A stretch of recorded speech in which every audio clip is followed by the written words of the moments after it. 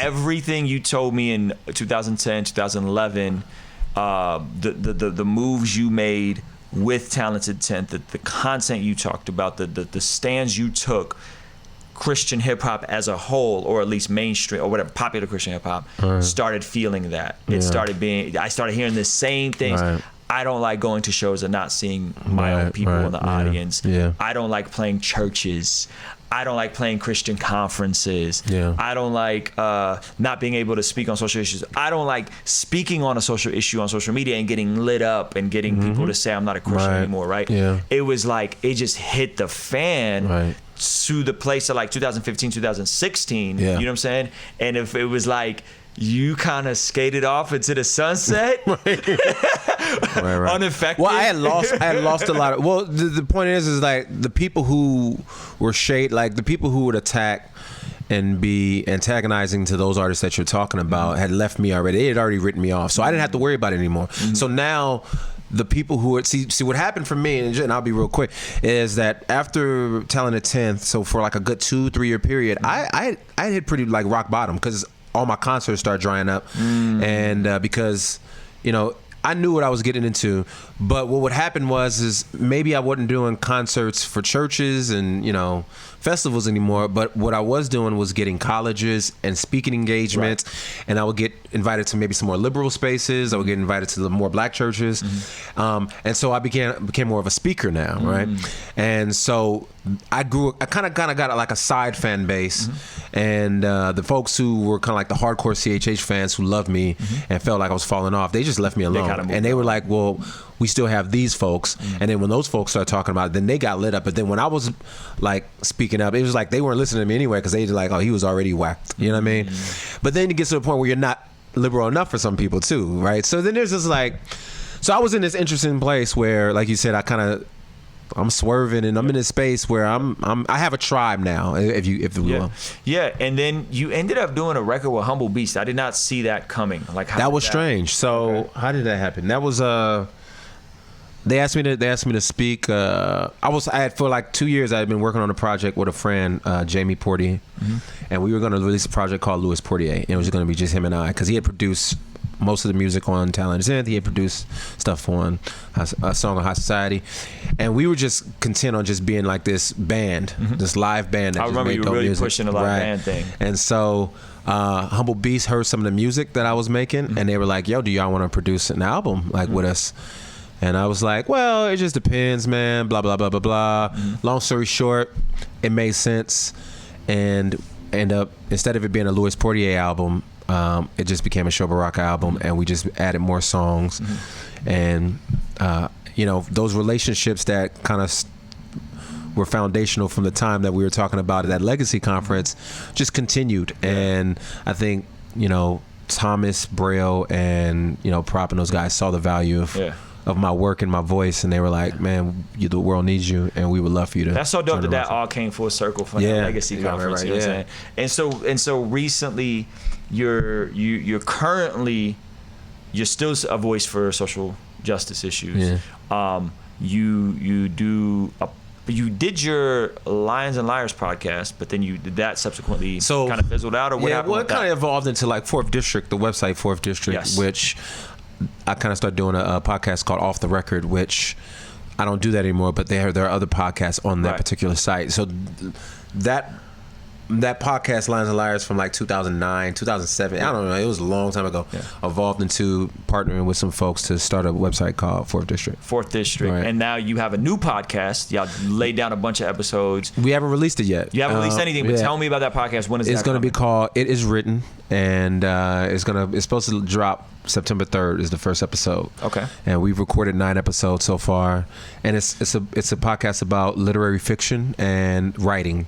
And so we're interviewing writers of different genre, different vocations, and we're talking about books that we love. I love novels, and that's one thing some people don't probably know about me is I love reading fiction. I love novels, and the guy who's with me loves reading, and so we're interviewing authors, we're interviewing professors. Reading or like listening on Audible? Because I don't like reading. I read and I listen. I'll do it all. I read, I listen, hardback, paperback. One of the questions we ask all our people is like, hardback, paperback, Full format, yeah. And so it's I got to really turn cool. my Audible back on. I like to listen. Yeah. A book got to be really good for me. Yeah, low key, I'm about to write. I'm low key in the future. I'm probably gonna write fiction. Okay, so that's coming September 2nd.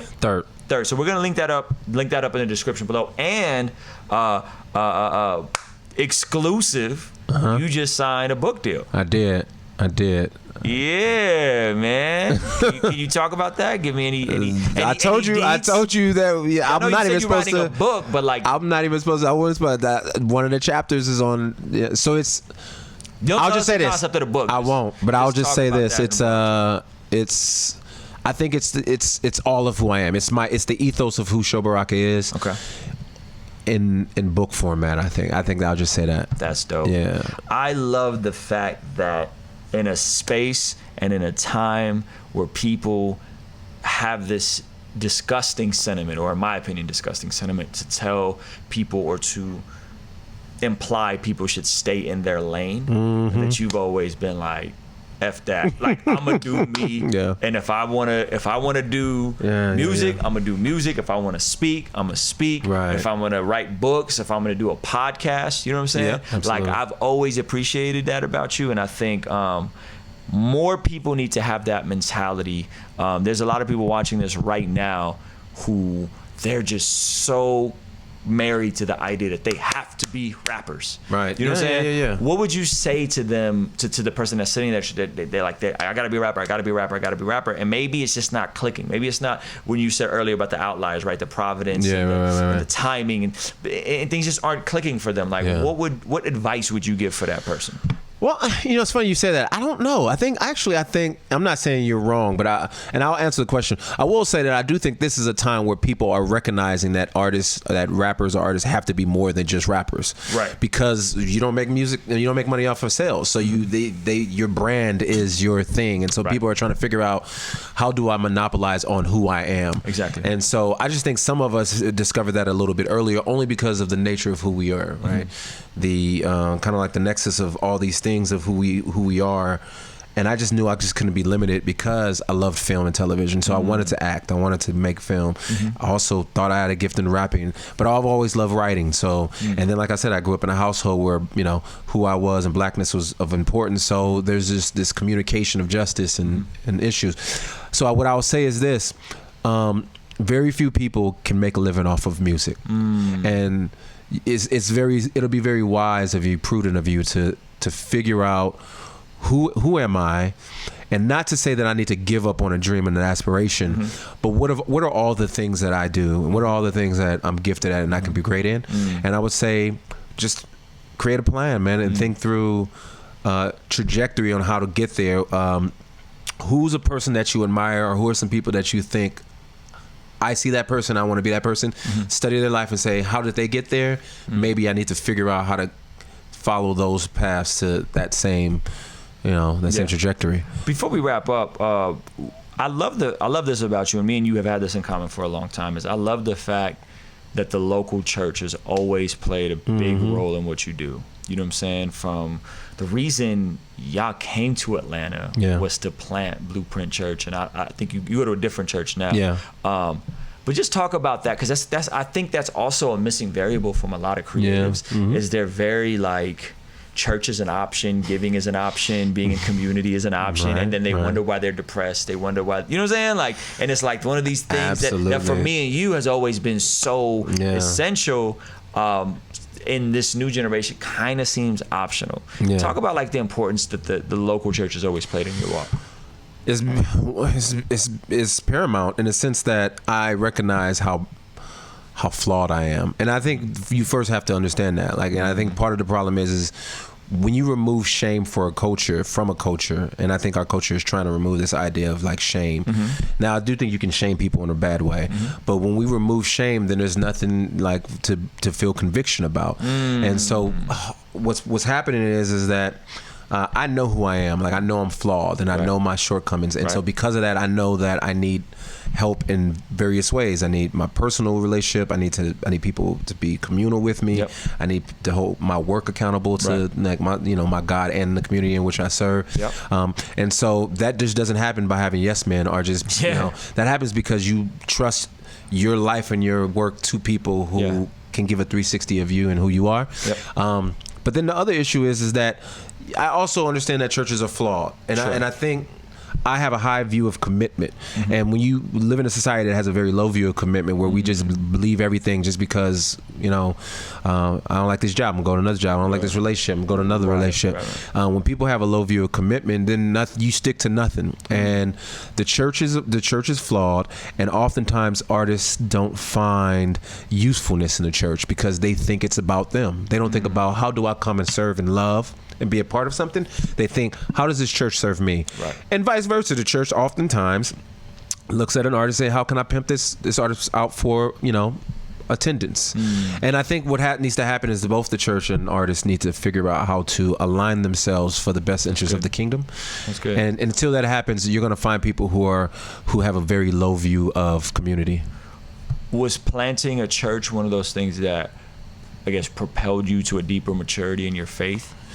That, and the fact that my brother was a pastor, and so by default I had a sense of commitment to him, and loyalty to him, and being just by sheer proximity, it matured me because I saw the pain, I saw the anguish, and I saw all the stress that he was going through. And when you love somebody, you take on those pain. And so because I was in proximity, I grew as well, because I saw where maybe I can come and be of assistance. I'll say that church planting is a very, very hard thing. It's very trendy now. We're kind of moving out of the church planting phase now. It's the justice phase.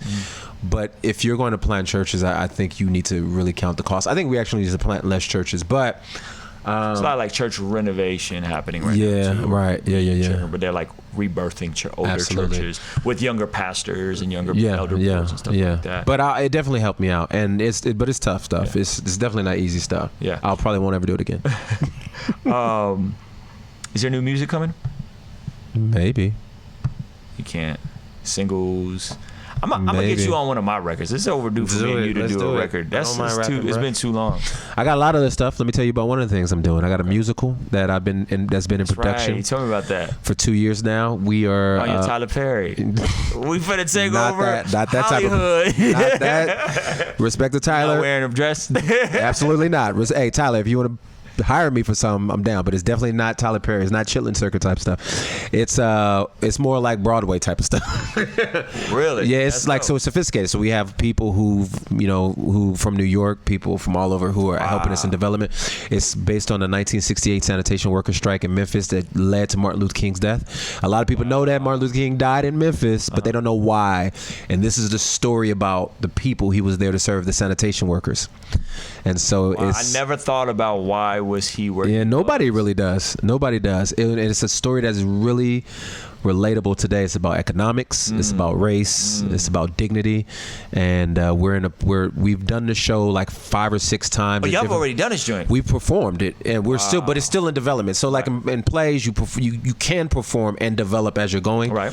And so it's a musical, I'm sorry. So we've developed and we're in the process of continuing to tweak it and work it out. But it's amazing. When is that go? Like when? Because I'm like, I just want to fly in and see it because it's play like that's so fly to me. Like when is that? The next. I don't know. We don't next. In 2019, 2020, we have some dates. Is it gonna be local to Atlanta, or is it gonna be all over? We performed it in Memphis, North Carolina, Nashville. Are you acting it, or are you just directing it? Well, I wrote. I'm one of the writers. I am one of the producers, and I'm one of the actors as well. Dang, man. Yeah, so it's dope, you bro. can't stay in your lane, huh? Bro, I can't, bro. I don't know what that means. The freeway is my lane. That's actually really inspirational, bro. No, man. Because I think we all have these different things that like Like I think about like, man, I'd love to do like some acting stuff someday. Well, do it. And it's like, just do just it. Like do you just doing You can it. fail, and then you be like, yo, I tried. Yeah. I've always, man. I never. Yeah. You know, it's funny. I look at like, for instance, I look at like Belief, right? Mm-hmm. And that just blesses my heart to see what he's doing. Like, he is a dude who's building a whole nother platform outside of being a dope artist, right? I think we need more examples of that, because hip hop, I'm not even just talking about Christian, I'm talking about hip hop in general, has not done a good job of showing young men and women that you can have a career outside, like after you age. Yeah. Like, because we're going to age out of being relevant to 18, 20, 25-year-olds. Sure. Although I still think there should be a strong market for the 40, the late 30 to 40 and 50-year-olds, because we still love hip hop, right? Yep. So we should still feel like, yo, tour, do your music. However, there's careers after this, and one of the things I think we should start doing is writing more. Like, just imagine if Nas wrote novels, bro. The pen, like his pen game is so nice, right? Yeah.